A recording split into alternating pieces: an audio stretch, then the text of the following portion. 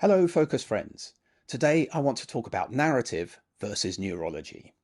Our ability to construct and follow narratives is, in my view, a part of the superpower that sets us humans apart from the animals.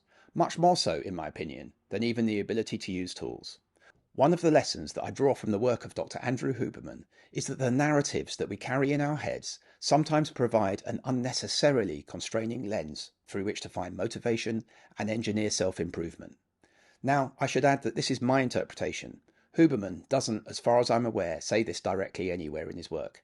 But what I love about his work is that, in my view, he shows us how day-to-day effectiveness is based on straightforward neurological state, and that we can make great improvements simply by attending directly to that.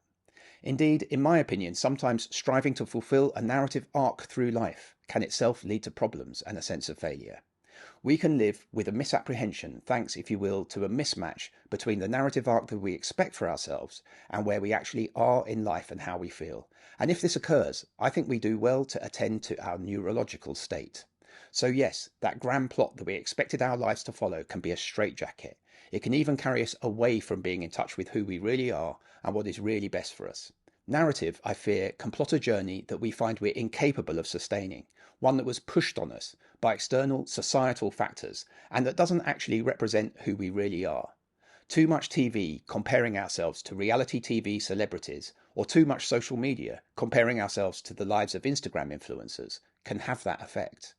We are better off thinking in terms of neurology, being engaged, focused, and learn how to relish doing hard things. If we feel that we're falling short on a narrative, we should probably question if we have the right conception of what it is to improve and succeed in the first place. And if we do, nearly every time it will come back to the fact that there's a mismatch between our life goals and the best and most effective paths available to us to achieve them. Does this sound familiar? That pursuing life goals based on a presupposed narrative can lead to disappointment and failure, and after a while spent in such a broken system, to compromised and fearful planning. All too soon, if we start living life like this, we can stop wanting to look forwards and take shortcuts to dopamine highs instead. We can resort to drink or waste time playing video games or engage in illicit behaviours, and then we become stunted, less than we're capable of being. So the lesson that I draw from Huberman is to put aside narrative and to understand what it takes to pursue a positive neurology. That is open to everyone. Neurohacking works. Often, simple practices in reach of us all can enhance well-being and focus to such a degree that we will naturally start to crave a better and more effective approach to life. And that will involve defining a new, unexpected, but more effective narrative, not one that we imposed on ourselves based on societal expectations, one that's closer to who we really are. And then we learn that being closer to who we really are is far better for us and results in a far superior sense of well-being, and that meets societal expectations far more effectively than an artificially externally imposed set of goals that were the product of comparing ourselves against the wealth and lifestyle of others. So yes, though we can be envious of people with vast wealth, we respect, truly respect, people who stick with their principles.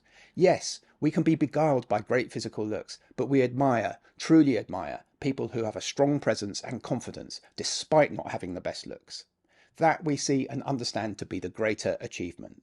Everyone, no matter what their circumstances in life, no matter what they look like, can carry the right, successful attitude forward. To do so is always available to us. Simple Focus provides a quick-to-use, self-improvement checklist. See your progress at a glance. Acquire the habit of self-improvement daily, with a morning checklist, objective of the day, and an evening review. View and prioritise objectives for the positive habits you'd like to form. Great video content appears daily in the magazine, and when you see something you like, add it to your objectives.